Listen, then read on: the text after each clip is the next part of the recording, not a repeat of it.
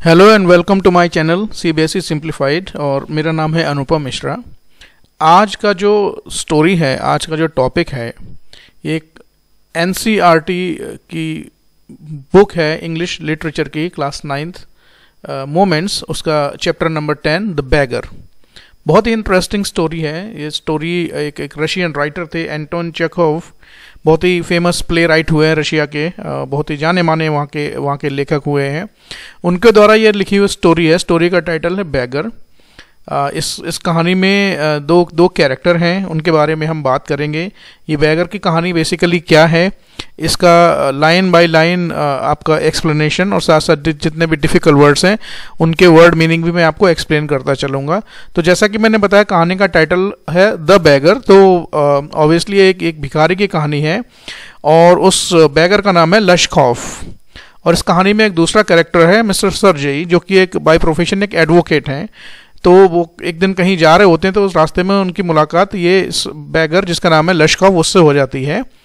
और फिर क्या होता है इस कहानी में और कौन कौन सी चीज़ें होती हैं, कौन कौन से इंसिडेंट होते हैं, इन सब के बारे में हम डिटेल में बात करेंगे। तो चलिए शुरू करते हैं। जिन लोगों ने चैनल सब्सक्राइब नहीं किया उनसे रिक्वेस्ट है कि चैनल को सब्सक्राइब करें, वीडियो को लाइक करें, शेयर करें, और कोई आपका सुझाव कमेंट है तो उसमें आप कमेंट सेक्शन में ज़रूर आप उसमें कमेंट कर सकते हैं।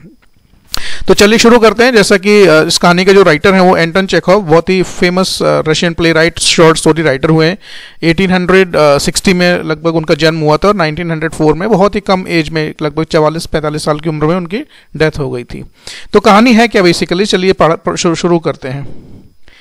ये कहानी शुरू होती है एक डायलॉग, एक कम्युनिकेशन से, जो लशखौफ और जो कहानी का दूसरा कैरेक्टर है मिस्टर सर्जेई, जो बाय प्रोफेशन एक एडवोकेट है, उनके बीच में बातचीत हो रही है। क्या बातचीत हो रही है? Kind sir, have pity, turn your attention to a poor hungry man. For 3 days I have had nothing to eat. I haven't 5 kopecks for lodging, and I swear it before God, for 8 years I was a village school teacher, and then I lost my place through intrigues. I fell a victim of calumny. It is a year now since I have had anything to do. कह रहा है कि वो भिखारी रास्ते में मिलता है लशखौफ मिस्टर सर्जेई को, कहता है कि सर मेरे ऊपर थोड़ा सा दया कीजिए और अपना जो अटेंशन है इस गरीब व्यक्ति की तरफ देखिए, जो कि ना सिर्फ गरीब है बल्कि भूखा भी है। और कह रहा है कि मैंने पिछले 3 दिन से कुछ भी नहीं खाया है और मेरी जेब में 5 कोपेक बेसिकली रशिया का जो करेंसी है वो रूबल है। जैसे हमारे इंडिया में रुपया चलता है, रुपया जो करेंसी है, और रुपये का सबसे छोटा भाग है वो पैसा होता है। तो जैसे 1 रुपये में 100 पैसे होते हैं, वैसे रशिया में 1 रूबल में 100 कोपेक्स होते हैं। तो कह रहा भाई मेरे जेब में तो 5 कोपेक मतलब 5 पैसे के बराबर 5 पैसे भी नहीं है, और मैं भगवान की कसम, स्वेयर का मतलब कसम खाना, मैं भगवान की कसम खाता हूँ। लगभग 8 साल तक लगभग मैं क्या करता था, मैं गांव में एक स्कूल में टीचर था, and I lost my place through intrigues. कुछ बातें ऐसी हुई, कुछ सर्कमस्टांसेस ऐसे रहे, तो मेरी किसी उन परिस्थितियों की वजह से मेरी क्या हुआ, नौकरी चली गई। And I fell a victim to calumny, लोगों की साजिशों का मैं शिकार हो गया और उस वजह से मुझे अपनी नौकरी वहाँ से गंवानी पड़ी। और तब से लेकर अब कितना, लगभग 1 साल हो गया, मेरे पास कोई काम नहीं है। और क्योंकि मेरे पास काम नहीं है तो इसलिए मेरे पास ना रहने के लिए जगह है, ना खाने के लिए कुछ है, ना मेरे पास पैसा है और ना मेरे पास अच्छे कपड़े हैं, कुछ भी नहीं। तो मेरी प्लीज थोड़ा सा मदद कीजिए। The advocate Sergei looked at the ragged fawn coloured overcoat of the suppliant, at his dull drunken eyes, at the red spot on either cheek, and it seemed to him as if he had seen this man somewhere before. अब वो देखो, Sergei तो भाई by profession एक advocate था। Advocate बहुत ही समझदार और बहुत ही होशियार व्यक्ति होते हैं। जब उसने उस व्यक्ति की तरफ देखा, फटे नुच्चे कपड़ों में, रैग्ड का मतलब फटे नुच्चे कपड़ों में, और फॉन कलर्ड, जो हिरन के स्किन का कलर होता है उस कलर का उसने एक ओवरकोट पहन रखा था, और सप्लिएंट बोला गया है उस भिखारी को। तो उसकी तरफ देखा, उसकी आंखों की तरफ देखा, देख के लग रहा था भाई ये तो ड्रंकर्ड है, ये तो नशेड़ी लग रहा है। मुझे तो पहचान गए, समझ गई भाई ये भला आदमी तो लग नहीं रहा है। और उस गालों पर दोनों तरफ इसके रेड स्पॉट पड़े हुए थे। तो जैसे ही सर्जेई ने उस व्यक्ति लशखौफ को देखा, वो तुरंत समझ गया कि भाई मैंने इस आदमी को कहीं पहले भी देखा है। अब ये एक्सप्लेन कर रहा है लश्खोव भिखारी, कुछ आगे फर्दर बोलता है, क्या बोलता है, I have now had an offer of a position in the province of Kaluga, the mendicant went on, but I haven't the money to get there, help me kindly, I am ashamed to ask but I am obliged by circumstances. कह रहा देखो अब 1 साल से तो मैं खाली बैठा था, तब 1 साल बाद मुझे एक नौकरी का ऑफर मिला है, एक दूसरी कोई जगह, कलुगा कोई प्रोविंस है, स्टेट है, जहां पर मुझे नौकरी का ऑफर मिला है। मेंडिकेंट ये वर्ड आया उस भिखारी के लिए, बैगर के लिए ये वर्ड यूज किया गया है। कह रहा लेकिन मेरे पास देखो पैसा ही नहीं है, तो आप थोड़ा मदद करो, आप अच्छे खासे आप अच्छे घर के लग रहे हो, कमाते खाते लग रहे हो, तो थोड़ा सा प्लीज मेरी मदद करो, मुझे बड़ा शर्म आ रही है कहने में, लेकिन क्या करूं, मजबूरी, I am obliged by circumstances, मेरी मजबूरियां हैं इसलिए मुझे मांगना पड़ रहा है, अदरवाइज मेरी मांगने की आदत नहीं है। Sergey's eye fell on the men's overshoes, one of which was high and the other was low, and then he suddenly remembered something. अब उस वकील ने उस भिखारी की तरफ ऊपर से नीचे तक एक बार देखा, उसके कपड़ों की तरफ देखा जो ऑलरेडी फटे हुए थे, डिस्कलर्ड कपड़े थे, और जो उन्होंने शूज पहन रखे थे भिखारी ने, वो ओवर शूज थे, वो लगता है उसकी साइज के नहीं थे, किसी से मांग के पहने होंगे, तो एक बड़ा था, एक छोटा सा था, छोटा शूज था, तो जैसे वो उसको देखते हैं ऊपर से नीचे तक, तो तुरंत उनको कुछ याद आ जाता है। क्या याद आ जाता है? उसको याद आ जाता है, भाई इस आदमी को तो मैंने पहले कहीं देखा है। Look here, it seems to me I met you the day before yesterday in Sadovia Street, he said, but you told me then that you were a student who had been expelled and not a village school teacher. Do you remember? कह रहा देखो मुझे याद आ गया, 2-3 दिन पहले मुझे लगता है मैं तुमसे मिला था कहीं पर, और उस टाइम तुमने मुझे क्या बताया था कि तुम एक स्टूडेंट हो, और आज तुम मुझे बोल रहे तुम एक स्कूल टीचर हो, और मुझे अच्छी तरह याद है, I remember it very clearly that you told me that you are a student who has been expelled from the school, जिसको स्कूल से निकाल दिया गया है। अब तुम्हें कुछ याद आया? अब जैसे ही वो उसको बोलता है, वो उसको लश्खोव को लगता है भाई ये तो मैं अपनी बातों में फंस गया, इस व्यक्ति ने तो मेरा झूठ पकड़ लिया। He said no I it can't be so, mumbled the beggar, taken aback, I'm a village school teacher and if you like I can show you my papers. कह रहा नहीं वो तो बात सब बेकार की बात है, मैं रियलिटी ये कि मैं एक स्कूल टीचर हूँ, और अगर आप चाहो तो I can show you my papers, मैं आपको अपना आइडेंटिटी या पेपर्स जो भी होते हैं वो मैं दिखाने के लिए तैयार हूँ। Have done with lying, you called yourself a student and even you told me that you have been expelled for, do you remember? Don't you remember? Sergey flushed and turned from the wrecked creature with an expression of disgust. कह रहा है यार भाई तुम तो कितना झूठ बोलते हो भाई, ऐसे झूठों से तो मैं तंग आ गया हूँ, तुमने अभी 2 दिन पहले मुझे बोला था कि तुम तो you are a student, now you are telling me that you are a school teacher, that means you are lying. And I remember it very clearly. You mentioned it that you were expelled from the school for certain reasons. अब तुम्हें अभी भी ये सब बातें याद नहीं आ रही। अब सरजय को लगा कि भाई आदमी तो ये झूठा पक्की बात है, ये न सिर्फ ड्रंकर्ड शराबी है, बल्कि ये आदत से भिखारी है, बल्कि ये एक मक्कार व्यक्ति है। तो जब उसने उसको देख लिया, आइडेंटिफाई कर लिया, when he identified him and when he was able to identify that this person was telling a lie, इसको बड़ा गुस्सा भी आया। He had an expression of disgust, की थोड़ी निराशा हुई, थोड़ा गुस्सा भी आया। अब लश्खोव को लगा कि नहीं भाई ये तो मैं गलत आदमी के सामने आ गया, गलत आदमी से वही पंगा ले लिया। अब वो क्या बोलता है अपने आप को प्रोटेक्ट करने के लिए, डिफेंस में क्या बोलता है, this is dishonesty my dear sir, he cried angrily, this is swindling, I shall send the police for you, damn you. कह रहा है भाई ये तो देखो आप बेईमानी कर रहे हो, और उसे थोड़ा गुस्सा भी आया, थोड़ा ऊंची आवाज में बोलता है कि देखो ये सब आप मुझे फंसाने वाली बातें कर रहे हो और मुझे आप गुस्सा दिला रहे हो, तो मैं तो फिर अभी पुलिस को कॉल करता हूँ और पुलिस से आपको अरेस्ट करवाता हूँ। Sir he said laying his hand on his heart, the fact is I was lying.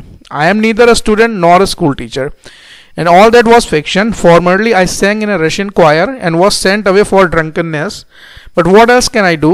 I can't get along without lying. No one will give me anything when I tell the truth. What can I do? कह रहा sir देखो वो बातों में वो फंस गया, अपने ही जाल में फंस गया, उसको लगा है भाई ये गलत आदमी से मेरा आज सामना हो गया। कह रहा देखो सर बात ये है, द ट्रूथ इज कि neither I am a student nor I am a school teacher, ना तो मैं स्टूडेंट हूँ ना स्कूल टीचर। वो सब मैंने जो बताया था वो फिक्शन था, झूठ था। रियलिटी इज कि मैं पहले क्या करता है, रशियन क्वायर होता है म्यूजिकल ग्रुप, जो लोग म्यूजिकल ग्रुप में गाना बजाना या सिंगर वगैरह होते हैं, और कह रहा है मैं उसमें काम करता था, and I was sent away for drunkenness, मेरी जो पीने की आदत थी उसकी वजह से मुझे वहां से एक्सपेल कर दिया कि निकाल दिया गया। कह रहा मैं कर भी कह सकता हूँ भाई, अब मैं लोगों से अगर if I tell the truth to the people they won't believe me and they will not help me if they come to know about the truth, so what can I do. I can not live without lying, मैं झूठ बोले बिना तो रह ही नहीं सकता। अब surgery को थोड़ा गुस्सा भी आता है, कहता what can you do and you ask what you can do, cried Sergei coming close to him, work and that is what you can do, you must work. कह रहे तुम क्या कर सकते हो, अपनी तरफ देखो, तो कम से कम तुम कुछ नहीं कर सकते झूठ बोलने के अलावा, कम से कम काम तो कर सकते हो, एंड काम ही एक ऐसी चीज है जो तुम्हें करना चाहिए। Work, yes I know that myself, but where can I find work and how should you like chop wood for me, I wouldn't refuse to do that, but in these days even skilled wood cutters find themselves sitting without bread। कह रहा है कि तो क्या आजकल मुझे काम मिलेगा, बोला तो कुछ काम नहीं मिलेगा, तुम कम से कम लकड़ियां तो काट सकते हो, you can chop wood for me। तो वो उसको अपने डिफेंस में बोल रहा है कि असल में वो बात ये है कि द ट्रूथ इज कि वो काम करना ही नहीं चाहता था। जब बैठे बैठे भाई फ्री में भीख मिल रही है तो काम करने की ज़रूरत क्या है। तो बोला कि आजकल सर ऐसी बात नहीं है, देखो आजकल जो वुड कटर होते हैं, बहुत ही कितना भी स्किल्ड और हार्ड वर्किंग वुड कटर लकड़ी काटने वाला हो, तो वो भी आजकल खाली बैठे हैं, कुछ ज़्यादा पैसा कमाते नहीं है। Will you come and chop wood for me, yes sir I will, very well, we will soon find out. तो कह रहा कि तक क्या तो मेरे लिए काम करोगे। अब बेचारा अपनी बातों में फंस गया, कोई ऑप्शन तो था नहीं उसके पास, उसने हाँ बोल दिया है, he agreed that he will work for him. Serge hastened along rubbing his hand,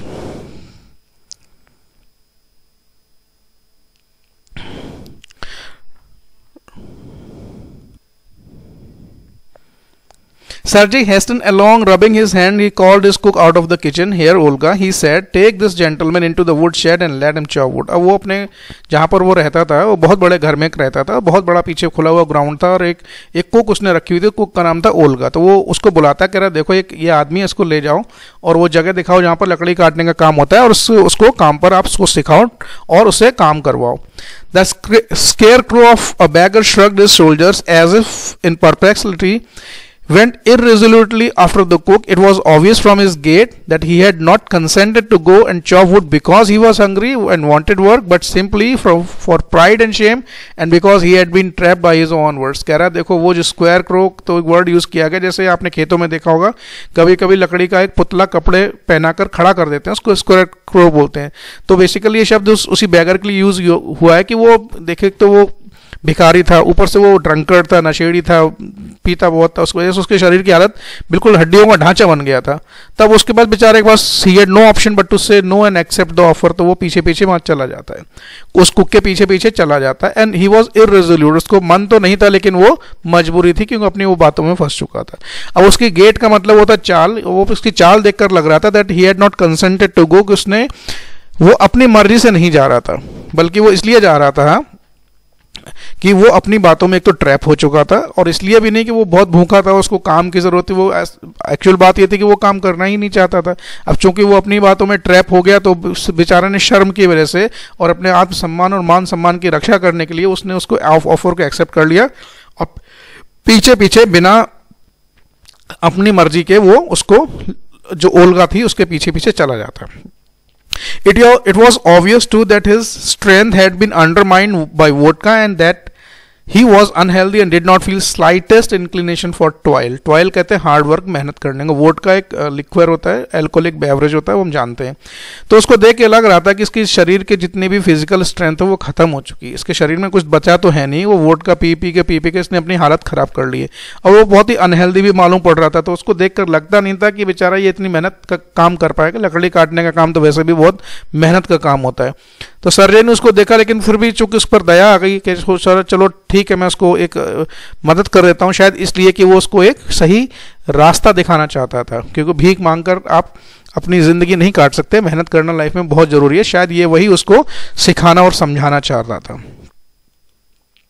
Sergei hurried into the dining room. From its window one could see the woodshed and everything that went on in the yard. Standing at the window, Sergei saw the cook and the beggar come out in the yard by the back door and make their way across the dirty snow to the shed. Olga glared wrathfully at her companion, shoved him aside with her elbow and unlocked the shed and angrily banged the door. अब सर्जई जिस जगह पर रहता था, वो जिस घर में रहता था, उस घर में एक डाइनिंग रूम था और वहाँ पर एक विंडो लगी थी। विंडो पर खड़ा होकर वो पूरे जो एरिया था जहाँ पर ये लकड़ी काटने का काम होता है, वुड शेड जहाँ लकड़ियाँ वगैरह रखी रहती थी, सब कुछ देख सकता था। पीछे एक यार्ड तक खुली हुई जगह थी, तो विंडो पर खड़े होकर देखता है कि कैसे वो बैगर और उसकी जो कुक थी वो आते हैं और बैक डोर से एंट्री करते हैं और फिर वो वहाँ से निकल के शेड की तरफ जाते हैं। और ओल्गा को उस भिखारी की तरफ देख थोड़ा गुस्सा भी आता है, वो बड़ा नाराज भी रहती है और उसको कोनी मार के साइड कर देती है और दरवाजे को खोलती है और वो वहां से निकल जाती है और उसके पीछे पीछे भिखारी भी चला जाता है और वो दरवाजे को बैंग करके जोर से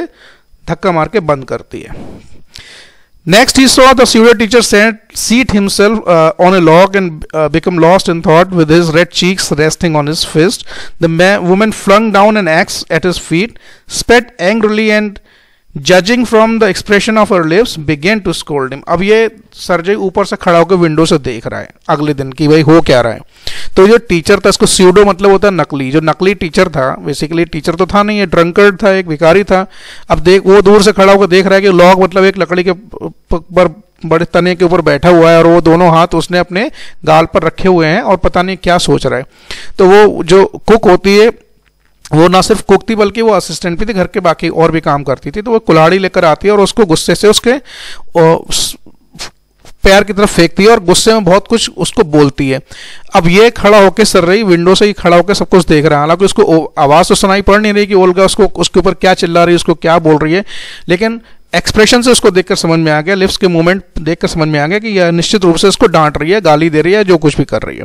the bagger irresolutely pulled the billet of the wood towards him, set it up between his feet and tapped it feebly with the axe। तो उसको कुल्हाड़ी का, जैसे आपने देखा होगा कुल्हाड़ी में एक लोहे का पार्ट होता है, एक लकड़ी का पार्ट होता है, तो वो अब उसको उठाता है, अपने पैरों के पास से उठाता है और उसमें लकड़ी का जो पार्ट होता है वो कुल्हाड़ी में उसको फिट करता है और हाथ से उसको ऊपर से ठोकता है और वो फिट कर देता है।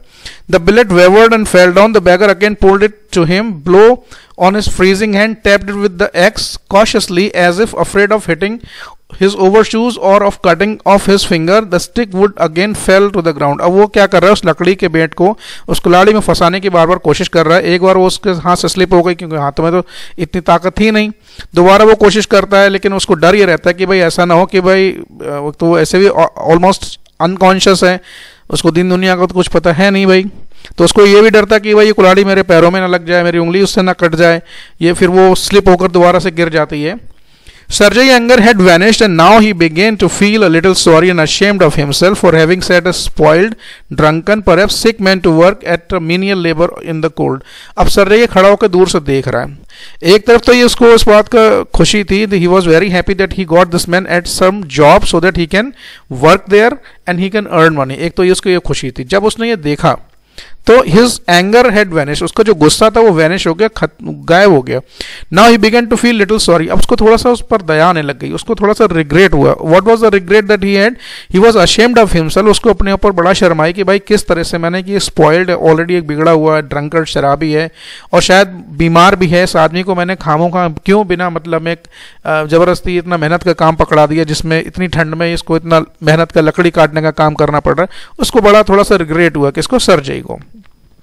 An hour later, Olga came in and announced that the wood had all been chopped। अब एक घंटे बाद ओल्गा आती है और अपने मास्टर को यानी कि सर्जई को बोलती है कि सर जो आपने काम बताया था वो सारा का सारा पूरा होगा, सारी लकड़ियां काट दी गई हैं। Good, give him half a ruble and said Sergei if he wants he can come back and cut wood on the first day of each month, we can always find him a work। और उसको बड़ा खुशी होती सर्जई को, बोला चलो चलो बहुत अच्छी बात है, काम हो गया, तो एक काम करो उसको पेमेंट कर दो जो पेमेंट उसका बन रहा है और उसको कहो कि वो हर महीने की पहली तारीख को आ सकता है और जब भी आएगा उसके लिए हम कुछ ना कुछ काम करने लायक ढूंढ लेंगे और इस तरह से थोड़ा बहुत पैसा कमा सकता है।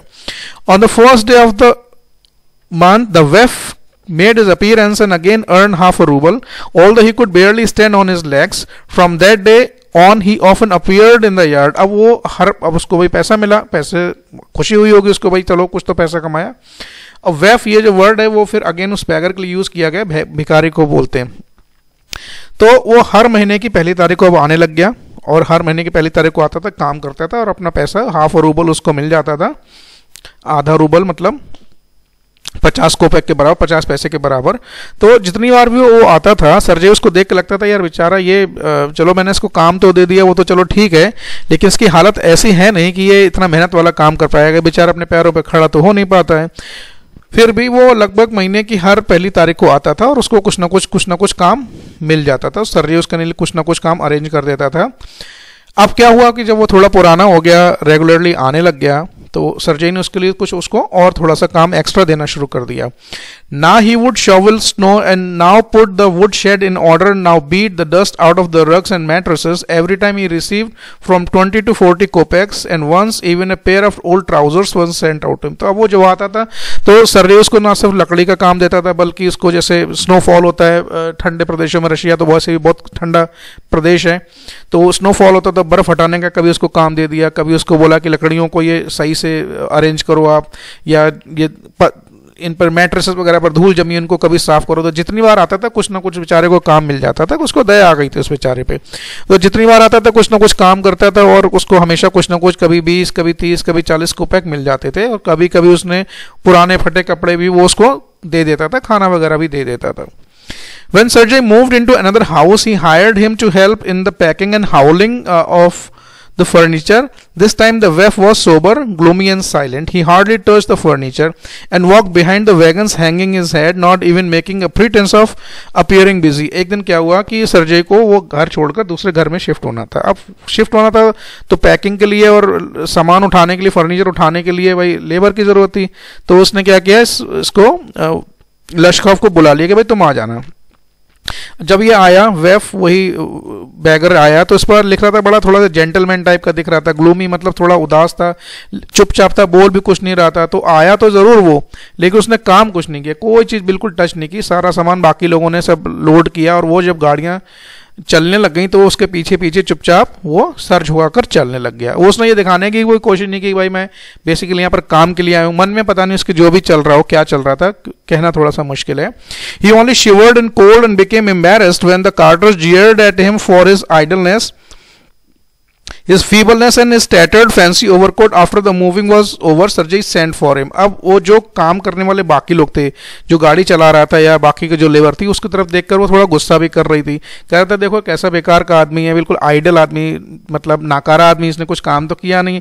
एंड इस फीबलनेस, बहुत दुबला पतला, इतना देखने में इतना कमज़ोर, फिजिकली वीक है। अब उसका कपड़े देखो, फटे पुराने कपड़े पहन कर आया है और फिर भी कुछ काम कर नहीं रहा, पीछे पीछे गाड़ी के चल रहा है, काम तो उसने कुछ किया नहीं। तो जब सारा पैकिंग वैकिंग हो गई, गाड़ियाँ वहाँ से चली गई, तो सर्जेई ने उसको बुलाया, लश्खोफ को, अपने पास। Well, I am happy that my words have taken effect, he said, handing him a ruble. Here's for your pains. I see that you are sober and have no objection to work. What is your name? अब पहली बार ये आधी कहानी खत्म होने के बाद पहली बार ये नाम तो मैं शुरू से ही कहानी में आपको बता रहा हूँ। तो पहली बार जब उसने सर्जेई ने उसको बोला, मैं देखता हूँ कि हाँ भाई तुम काफ़ी सुधर गए हो, तुमने काफ़ी अच्छा काम किया है, तो ये लो तुम्हारा पेमेंट। अब उसको वो इस बार 1 रूबल पूरा देता है। कह रहा है मुझे लगता है कि नाउ तो your behaviour has been change and I believe and I see that you do not have any objection to work. What is your name? अब वो पहली बार उसको नाम पूछता है, अपना नाम लश्खोफ बताता है। अब वो बोलता है ठीक है सुनो भाई Lushkoff, I can offer you some other cleaner employment, can you write. कर रहा है देखो ये सब ये लेबर वाला काम, मुझे लगता है कि तुम बहुत एक अच्छे आदमी हो, एक डिसेंट आदमी, एक सोबर आदमी हो, मैं लगता है कि मुझे तुमको कुछ और अच्छा काम देना चाहिए। तो तुम क्या लिख सकते हो, तुम्हें पढ़ना लिखना आता है, आर यू एजुकेटेड, पढ़े लिखे हो? बोला हाँ लिखने का काम तो मुझे आता है। तो क्या बोलता है, then take this letter to a friend of mine tomorrow and you will be given some copying to do, work hard, don't drink and remember what I've said to you, goodbye। कह रहा है तो एक काम करो, ये letter लो, मेरा एक फ्रेंड है उसके पास जाके उसको दे दो।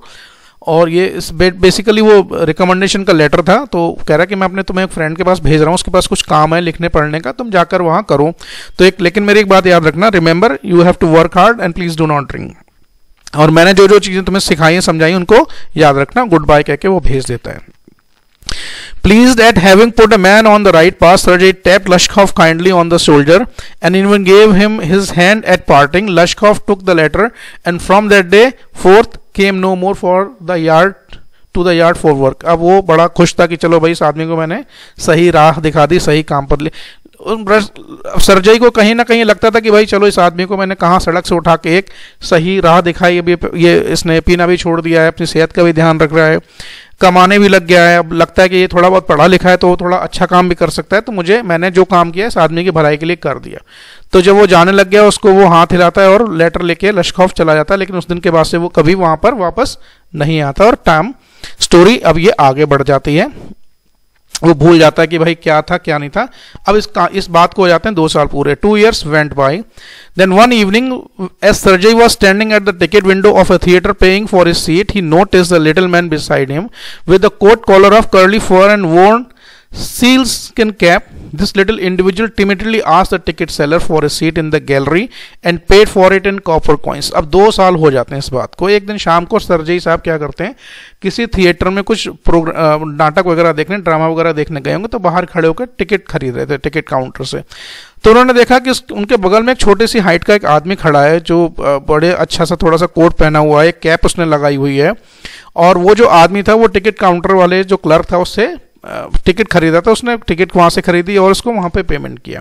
लश्खोफ is that you, cried Serge, recognizing in the little man his former wood chopper, how are you and how are you doing and how is everything. अब उसने लश्खोफ को देखा 2 साल बाद, तुरंत उसको पहचान गया, बहुत खुशी हुई कि यार देखो मैंने इस आदमी की तो पूरी लाइफ ही चेंज कर दी, ये सब जो आज जो है ये वो सब सिर्फ मेरी वजह से। उसने तुरंत पहचान लिया उस आदमी को। वो पूछता भाई कैसे हो, क्या कर रहे हो, और सब कुछ ठीक है, और बताओ अपने बारे में, तुम 2 साल तक कहाँ रहे, ये सब बातें होने लग गई। All right, I am a notary now and I am paid 35 roubles a month. कह रहा है नहीं सर, सब कुछ बहुत बढ़िया चल रहा है और मैं अब क्या है नोटरी बन गया। नोटरी एक बेसिकली गवर्नमेंट ऑफिशियल होता है जिसका काम होता है जो रिकॉर्ड्स या पेपर्स होते हैं उनको वेरीफाई करना। तहसील वगैरह में, कोर्ट वगैरह में नोटरीज होते हैं।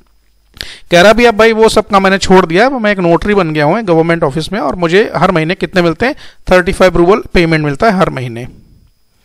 Thank heaven, that's fine. I am delighted for your sake. I am very, very glad, Lashkov. You see, you are my good godson in a sense, and I gave you a push along the right path, you know. Do you remember what a roasting I gave you? अब कह रहा है अरे भाई भगवान का बहुत बहुत शुक्र है, आई थैंक यू गॉड, कि भाई ये तो बहुत अच्छी बात है। अब इस फोटो में आप देख रहे होंगे, ये पीछे ओल्गा जो एक्स लिए खड़ी है, और ये लश्खोफ खड़ा हुआ है, और ये सरजई साहब वकील साहब खड़े हुए हैं जो एडवोकेट थे। कह रहा देखो मुझे बड़ा खुशी हुई कि मैंने तुम्हारे लिए देखो कितना अच्छा काम किया, और मैं तुम्हारे लिए बहुत खुश हूँ। अब तुम, ऐसा लगता है कि तुम मैंने लाइफ में जो तुम्हारे लिए किया, मुझे लगता है कि मैंने तुम्हारे लिए बहुत ही अच्छा काम किया, तुमको सही रास्ता दिखाया, और तुम्हें याद होना चाहिए मैं किस तरह से तुम पर नाराज़ होता था, तुमसे गुस्सा करता था, और सिर्फ मेरा जो इंटेंशन था ये नहीं था कि मैं तुमसे नफरत करता था, बस मैं ये चाहता था कि तुम एक सही रास्ते पर चलने लग जाओ, और मुझे बड़ा खुशी हो रही है। I am very happy when I see you that you have started earning money, now you are wearing good clothes and you become a gentleman, और आपकी life has been change completely. I am very glad. So वो कहीं ना कहीं कहना चाह रहा है that all that has happened to you, the credit should be given to me. I am the one who actually told you and showed you the right path, and that is why now you have become a successful person in your life. अब आगे कह रहा, I nearly had you sinking into the ground at my feet that day, thank you and old man for not forgetting my words. अब लगा कि एक दिन मुझे बड़ा खुशी है कि तुमने मेरी सलाह जो एडवाइस थी उसको माना और उसको याद रखा, और जो मैंने तुमको समझाया था तुमने फिर ठीक उसी चीज़ पर, उसी रास्ते पर काम किया। अब लश्खोफ क्या बोल रहा है उसको, thank you too said Lashkov, if I hadn't come to you then I might still have been calling myself a teacher or a student to this day. Yes, by flying to your protection I dragged myself out of pit. कह रहा क्या बात sir, आप बिल्कुल ठीक बोल रहे हो। अगर मैं उस दिन आपके पास नहीं आता तो हो सकता है आज भी मैं वही जिंदगी जी रहा होता। I should have been living the same kind of life and I would have been calling myself either a student or a school teacher. I would have been telling lie to the people and I would have been asking for जिसको भीख बोलते हैं, arms बोलते हैं English में, भीख मांग रहा होता है। I would have been a beggar till now, लेकिन मुझे थैंक गॉड कि आप मुझे मिल गए and you change my entire life. और सिर्फ आपकी वजह से जो मेरी हालत थी, the life that I had been living, you are the one who actually changed my life and I am very glad indeed. Thank you for your kind words and deeds. I am very grateful to you and to your cook. God bless that good and noble woman. You spoke finely then and I shall be indebted to you to my dying day, but strictly speaking it was your cook Olga who saved me। कह रहा देखो sir, आपने जो बोला, जो आपने किया, बहुत अच्छी बात है, I am very glad and I am very thankful to you, I am very glad and I am very grateful to you, लेकिन आपसे ज़्यादा मुझे लगता है कि the credit should be given to that women whose name is Olga and she is a very noble women, बहुत ही सम्मानित और बहुत ही अच्छी लड़की। आपने जो बोला ठीक है, and I am grateful to you, I am indebted to you, मैं तो आपके कर्ज में बिल्कुल डूबा हुआ हूँ, इसमें कोई इसमें डाउट नहीं है। लेकिन अगर सच बोला जाए, if I speak the truth, then it was not you, it was actually your cook Olga who actually saved me and who changed my life. अब इसको बड़ा आश्चर्य होता है, करे इसको तो काम पर मैंने लगाया, काम मैंने दिया, पैसा मैं इसको देता था, एडवाइस मैंने इसको दी, स्ट्रिक्ट मैंने जो कुछ किया सब इसके लिए किया। अभी नाम he should have given credit to me, but instead he is giving credit to my assistant Olga. ऐसा कैसे संभव है? कह रहा है हाउ इज दैट? तब वो उसको एक्सप्लेन करता है सारी कहानी की बेसिकली बैकग्राउंड में हुआ क्या था, कि देखिए जो दिखता है वो सच कभी बार होता नहीं है।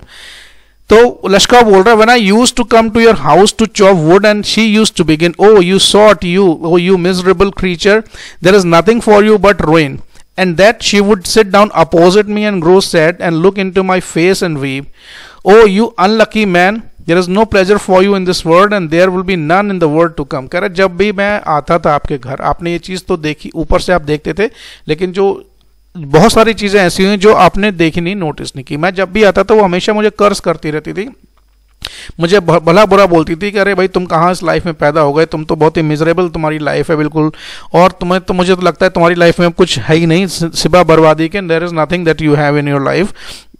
और ऐसा कह के वो मेरे सामने बैठ जाती थी, मेरे चेहरे की तरफ देखती थी और पता नहीं अनलकी मैन बोलती थी, और कहते थे दुनिया में तुम तो बिल्कुल ही बेकार के आदमी हो, तुम्हारे लिए दुनिया में कोई there is no pleasure for you in this world, कोई खुशी नाम की चीज़ है ही नहीं, ना प्रेजेंट टाइम में ना आने वाले आगे वाले सालों में हो। वो उसको ड्रंकर्ड भी बोलती थी, and you will burn in hell, तुम तो स्वर्ग नरक की आग में जलकर मर जाओगे, यू अनहैप्पी वन, तुम बहुत ही बेकार अनहैप्पी आदमी हो। And she would carry on, and you know, in that strain, and I can't tell you how much misery she suffered and how many tears she shed for my sake। कह रहा तो आपको sir पता ही नहीं है, आपको अंदाज़ा ही नहीं कि हुआ कि वो कितना मेरे बारे में सोचती थी, कितना उसने मेरे बारे में सफ़र किया, और कितनी बार उस लेडी ने मेरे लिए, मेरी भलाई के लिए आंसू बहाए। But the chief thing was, उसमें सबसे मेन बात क्या है, she used to chop wood for me. आप देखिए सीक्रेट एकदम से बाहर आता है कहानी में, बहुत ही बड़ा टर्न, बहुत ही बड़ा ट्विस्ट है कि सर असली बात यह है कि जिस काम का पेमेंट आप मुझे देते थे वो काम मैंने कभी किया ही नहीं। वो काम जितना भी लकड़ी काटने का काम था वो मुझे कर्ज करती थी, मुझे डांटती रहती थी, मेरे पर गुस्सा करती थी, लेकिन मुझे काम नहीं करने देती थी। तो लकड़ी काटने का जितना भी काम है वो मैंने एक काम भी नहीं किया, मैंने उसको टच भी नहीं किया, छुआ भी नहीं, सारा काम उसने किया। And do you know sir that I did not chop a single stick of would for you. आपको तो ये पता ही नहीं कि मैंने जब से मैं आपके पास, जितने साल आपके पास काम किया, मैंने एक भी दिन लकड़ी को काटना तो छोड़िए, छुआ भी नहीं है। And she did it all. And why? This is why this saved me, and why I changed, and why I stopped drinking at the sight of her, I cannot explain। कह रहा है ये देखो लाइफ में मेरा जो change आया है, ये सारा का सारा चेंज आपकी वजह से नहीं है, उसकी वजह से है। मैंने ड्रिंक करना छोड़ दिया और मैंने अपने लाइफस्टाइल को बिल्कुल चेंज कर लिया। And I only know that owing to her words and noble deeds, a change took place in my heart, and she set me right, and I shall never forget it. However, it is time to go now. There goes the bell. Lashkov bowed and departed to the gallery। अब कह रहा है कि sir ये देखिए आपने जो किया वो ठीक है, you are responsible for giving me a job, offering me a position, आपने एक मुझे जगह दिखाई, लेकिन जो चीज़ उसने मेरे लिए किया, जो सेक्रीफाइस उसने मेरे लिए किया, जो वो बातें मुझे बोलती थी और जो अच्छे काम उसने मेरे लिए किए, उसकी वजह से there was a change in my heart, और उसी की वजह से मैं आज जो कुछ भी हूँ वो सब सारा क्रेडिट उसी को जाता है, और उसको मैं ना उसकी बातों को ना उसको मैं कभी बोलूँगा। ये सब बातें ख़त्म होती हैं तभी उसको बेल की घंटी सुनाई पड़ती है कि भाई थिएटर में ड्रामा जो है प्ले वो शुरू होने वाला है।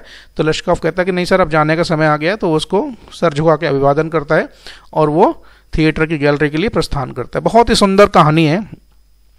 आपका कोई भी सुझाव कमेंट इस वीडियो के बारे में ज़रूर मुझे बताएं, और वीडियो को लाइक करें, शेयर करें और चैनल को सब्सक्राइब करें। काफ़ी समय से ये चैनल को मैं ग्रो करने की कोशिश कर रहा हूँ, लेकिन उतने व्यूज़ आ नहीं पाते हैं, और साथ साथ इसके सब्सक्राइबर भी बहुत ज़्यादा नहीं बढ़ रहे हैं। तो जो लोग इस वीडियो को देखते हैं और या देखेंगे पसंद करते हैं तो प्लीज़ चैनल को सब्सक्राइब करें ताकि मुझे आगे बढ़ने में हेल्प मिले। Thank you very much for being with us and you all have a very nice day.